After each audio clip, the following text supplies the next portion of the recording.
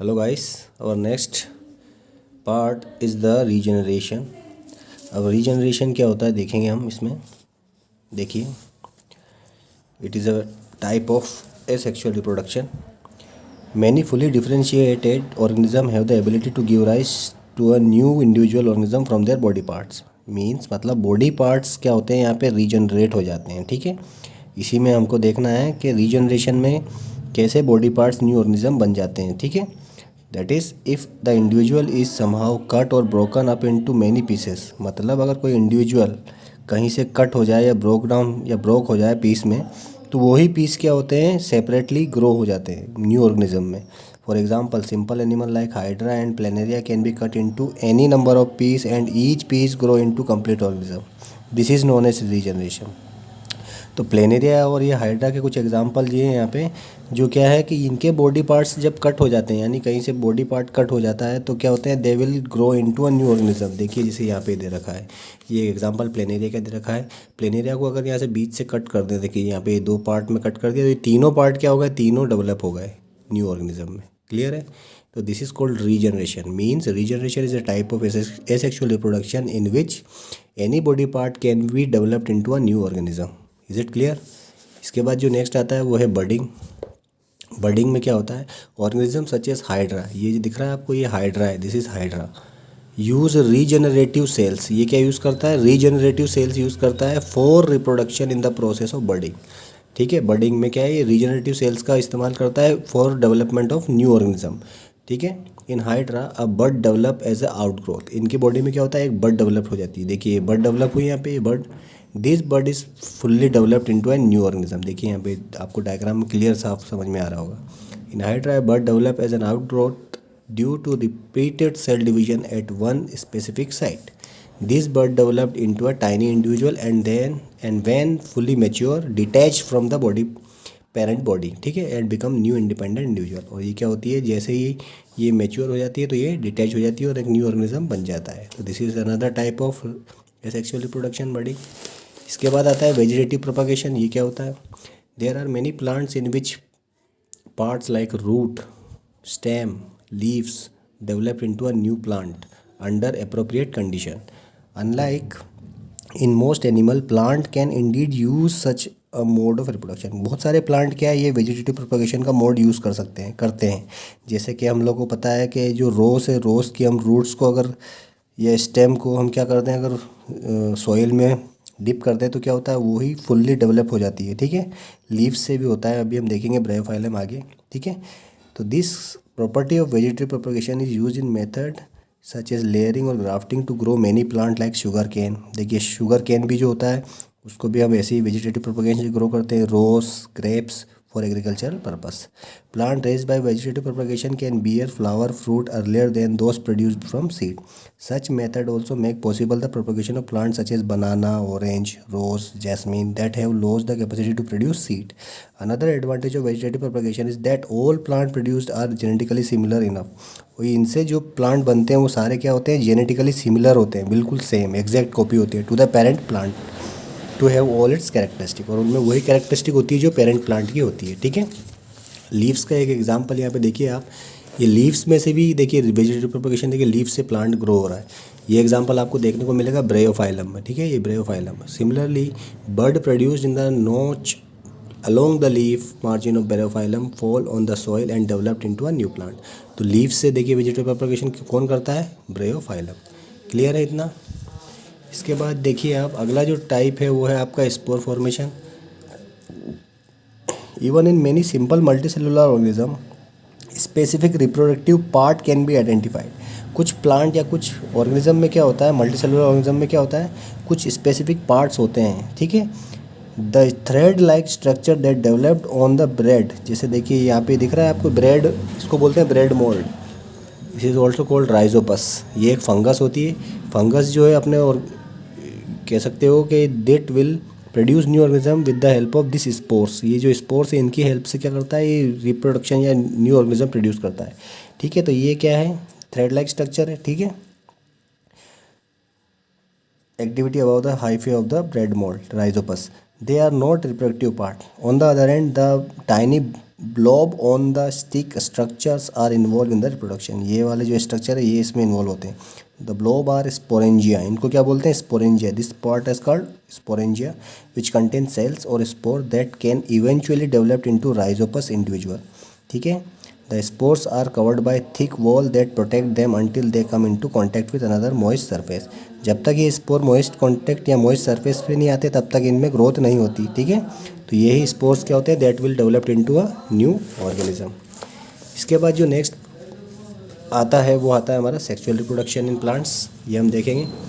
Sexual reproduction in plants में हम देखेंगे, अभी तक हमने देखा यहाँ पे एसेक्सुअल मोड्स, जिसमें आता है बडिंग, रीजनरेशन, स्पोर फॉर्मेशन, उसके बाद फिजन। ठीक है। ये सारा कुछ हमने यहाँ पे देखा, वेजिटेटिव प्रोपगेशन।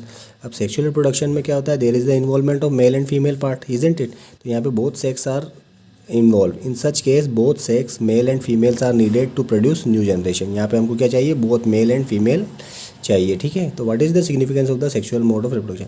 तो इसका सिग्निफिकेंस और कह सकते हैं why the sexual mode of reproduction, ठीक है, इज़ नीडेड। तो एक तरीके से आपको पता है variation to produce new variety, और जो न्यू वेराइटी है, न्यू वेरिएशन जो आएगा वो इसी से आएगा। ठीक है, क्योंकि वेरिएशन होता है, हम लोगों ने पढ़ाया था। तो why the sexual mode of reproduction? The creation of two new cells from one involve copying of DNA as well as the cellular apparatus। तो DNA copying mechanism as we have noted cannot be absolutely accurate and the resultant error are source of variation in the population of organism. Every individual organism cannot be protected by variation but in a population. ठीक है। Variation are useful for, देखिए variation जो है क्या important है? Variation are useful for ensuring the survival of species. तो this is very important. Survival के लिए वेरिएशन बहुत ज़रूरी है। मैंने आप लोगों को बताया था लास्ट लेक्चर में। It would therefore make sense if organism come up with reproductive mode that allowed more and more variation to be generated. While DNA copying mechanisms are not absolutely accurate, they are precise enough to make the generation of variation as a fairly slow process. If the DNA copying mechanism were to be less accurate, many of the resultant DNA copies would not be able to work with the cellular apparatus. तो कहने की बात यहाँ पे इस paragraph में ये कुल मिला के ये कह रहा है कि वेरिएशन होगा तो क्या होगा? There will be survival easiest for that particular organism. Clear है इतनी सी बात? तो डीएनए कॉपिंग के टाइम पे ही वेरिएशन होता है यहाँ पे। ठीक है। But this create a major difficulty if each new generation is to be combination of DNA copies from two pre existing individual, then each new generation will end up having twice the amount of DNA that the previous generation had. तो this is like to be mess up with control of cellular apparatus by the DNA. तो how many way can we think for solving this difficulty? We can see in earlier that as organism become more complex the specialization of tissue increase। जैसे जैसे organism क्या होता है? complex होता है तो उसके tissue का specialization increase होता है। one solution of that multicellular organism have found for the problem mentioned above as to special lineage of cell। तो इनमें lineage होता है, मतलब combination, आप लोगों को पता है। ठीक है। ये आप हायर क्लासेस में पढ़ोगे थोड़ा। cells in a specialized organ in which only half the number of chromosome and half the amount of DNA as compared to non-reproductive body cell। तो this is achieved by the process of cell division called meiosis। तो सीधी सी बात है, ये half जो है, half from the mother half from the parent, यानी half from the male half from the female can be mixed. तो ये किसके कैसे अचीव्ड होता है? By cell division, and cell division that is known as meiosis. आप लोगों ने 9th क्लास में पढ़ा है मियोसिस। ठीक है। If the zygote is to grow and developed into an organism which has highly specialized tissue and organ, then it has to have sufficient store for energy for disease। अब ये सब zygote को grow करने के लिए, develop करने के लिए क्या चाहिए? एनर्जी चाहिए। ठीक है। In very simple organism it is seen that two germ cells are not very different from one another और may even be similar, but as the body design become more complex the germ cell also specialize। तो हर organism में अलग अलग germ cells specialise हो जाते हैं। तो one germ cell is large and contain the food store while the other is smaller. तो germ cell यानी जब दो जर्म सेल्स मिलते हैं, यानी एक हो गया आपका मेल जर्म सेल और दूसरा हो गया आपका फीमेल जर्म सेल। तो ये जब दोनों कंबाइन करते हैं तब क्या होता है? There will be formation of zygote. तो ये जायगोट जब बनता है, ठीक है, तो इसके लिए क्या है? एक तो एनर्जी नीडेड है, दूसरा एनर्जी चाहिए, दूसरा क्या? Storage of food. तो स्टोरेज ऑफ फूड यानी क्या होता है कि किसी न किसी एक पार्ट में क्या होगा, यानी या तो मेल में या फीमेल में कहीं ना कहीं स्टोरेज का प्रॉपर्टी कहीं ना कहीं होगा। तो one germ cell is large and contain the food stores while the other is smaller. तो एक जर्म सेल बड़ा होगा और एक छोटा होगा, ठीक है, और दूसरा क्या होगा, मोटाइल भी हो सकता है। तो conventionally the motile germ cell is called the male gamete. तो जो मोटाइल जर्म सेल होते हैं उनको क्या बोलते हैं, मेल गेमेट, जो मूव करता है, ठीक है। And the germ cell containing the stored food, जिनके अंदर फूड स्टोर्ड होता है उनको बोलते हैं फीमेल गेमेट। तो male gamete and female gamete, समझ में आ गया। ये मोटाइल होता है और ये कैसा होता है, ये स्टोरेज ऑफ फूड के लिए होता है। तो we shall see in the next section. अब देखते हैं हम sexual reproduction in flowering plant. तो आप लोग को यहाँ पे इस पैराग्राफ में ये क्लियर समझ में आ गया कि male and female gametes are different gametes that combine and form zygote, both have different characteristic, that is it is motile, it is having the property of storage of food, ठीक है। Now sexual reproduction in flowering plant. अब देखिए ये diagram, this is very important diagram exam point of view से। Just see the diagram of this flower. ये एक typical flower का diagram है जिसमें क्या है, both the male and female part are present. तो the reproductive part of angiosperms are located in flower. देखिए कोई भी जो फ्लावरिंग प्लांट होते हैं उनके फ्लावर में ही रिप्रोडक्टिव पार्ट होते हैं सारे, ठीक है। Male and female part present in the reproductive part of angiosperm. Angiosperm क्या होते हैं, फ्लावरिंग प्लांट्स बोलते हैं इनको। तो you have already study in the different part of flower, जैसे sepal, petals, stamens and pistil. Stamens and pistils are the reproductive part of flower. देखिए reproductive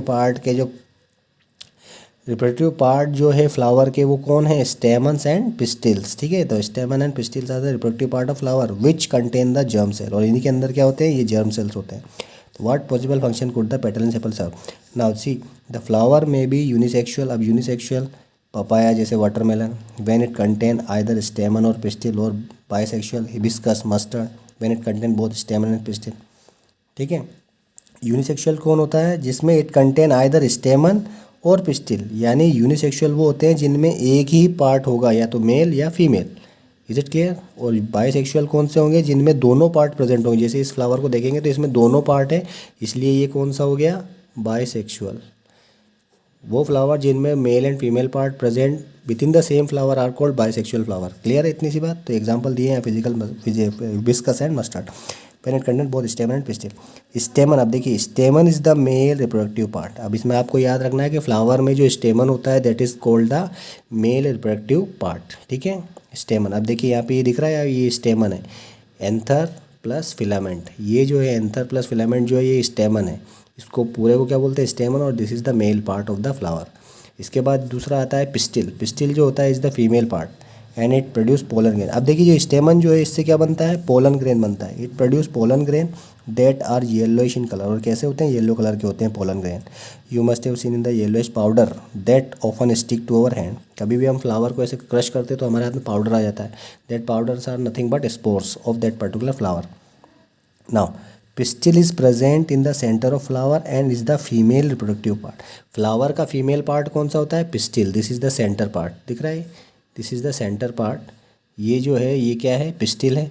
pistil contain stigma, style and ovary, ठीक है। तो ये pistil जो है क्या है, फीमेल पार्ट है फ्लावर का।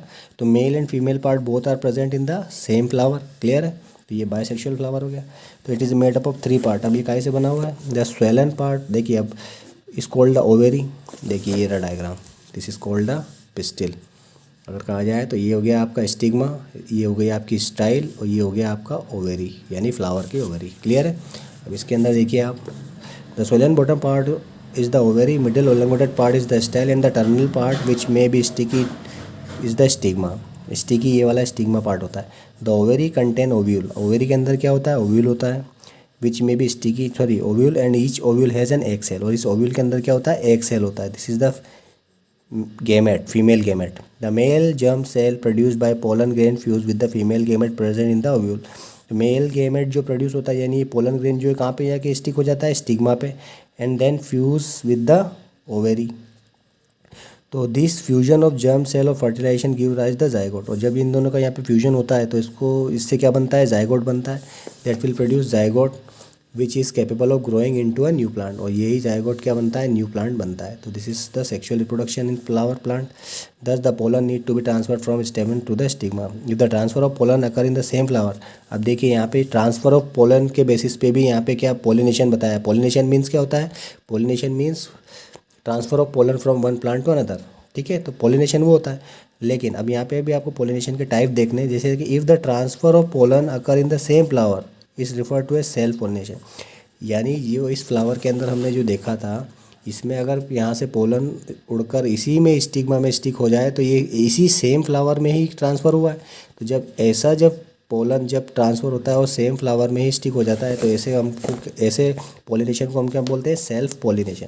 On the other end if the pollen is transferred from one flower to another, एक फ्लावर से दूसरे फ्लावर में, यानी एक फ्लावर से दूसरे फ्लावर में जाता है, तो इसको हम बोलते हैं क्रॉस पोलिनेशन। क्या बोलते हैं, क्रॉस पोलिनेशन। दो प्रकार के पोलिनेशन होते हैं, self pollination and cross pollination. तो this transfer of pollen from one flower to another is achieved by agent like wind, water and animal. Cross pollination के लिए हमको क्या चाहिए, विंड या तो वाटर या एनिमल। तो ये कुछ कैरियर होते हैं, जो एजेंट्स होते हैं जो लेकर जाते हैं पोलन्स को। After the pollen land on the suitable stigma, it has to reach the female germ cell which are in the ovary. For this a tube grow out of the pollen grain and travels through the style to reach the ovary. अब क्या होता है, जैसे ही pollen यहाँ पे stick होता है तो ये ट्यूब यहाँ से इमर्ज होता है और सीधा कहाँ जाता है, ओवरी पे जाके स्टिक हो जाता है। तो पोलन से यहाँ से क्या होता है, मेल गेमेट सीधा फ्यूज़ होने के लिए ओवरी के पास पहुँच जाता है। तो यहाँ पे क्या हो जाता है, फ्यूजन हो जाता है, male and female gametes are fused here. After fertilisation the zygote divide. अब फर्टिलाइजेशन होने के बाद क्या होता है, जाइगोट डिवाइड होता है several time to form an embryo within the ovule. The ovule developed a tough coat and is gradually converted into seed. और ये क्या बन जाता है, बाद में सीड बन जाता है। तो the ovary grow rapidly and ripens to form fruit. और क्या बन जाती है, ओवेरी पक जाने के बाद फ्रूट बन जाती है। तो यही यहाँ पे फ्रूट बनता है। कहते हैं ना, फूल आते हैं तो फल आता है, तो फूल is nothing but that part. The mean by the petal, sepal, stamen, style and stigma may shrivel and fall of. और ये बाकी के सारे पार्ट्स टूट जाते हैं, ठीक है। तो this is called the sexual reproduction in flowering plant. Now एक चीज़ और देखिए यहाँ पे, have you ever observe any flower part still persisting in the fruit. कुछ फ्लावर पार्ट फ्रूट में रह ही जाते हैं। Try and work out the advantage of seed formation for the plant. The seed contain the future plant or embryo which developed into seedling under appropriate condition. This is called germination. तो germination क्या होता है, you know very well, seed is the part which grow in future। ये आगे future में grow होता है, ये आपको पता ही है, ठीक है। तो यही हम कह सकते हैं, जर्मिनेशन क्या होता है, process of growing seed in appropriate condition, that is the germination. I hope you will understand this part. अगला पार्ट जो है हमारा रिप्रोडक्शन इन ह्यूमन, ये हम कल या नेक्स्ट क्लास में देखेंगे, ठीक है। Thank you.